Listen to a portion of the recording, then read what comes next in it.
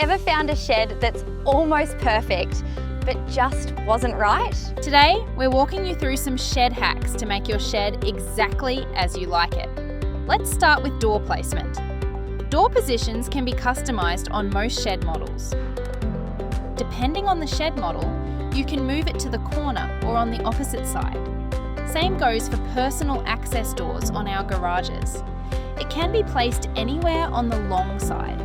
Just mind the space where the internal portal frame is placed. Let's say you're tight for swing space on one side of your skillion roof shed.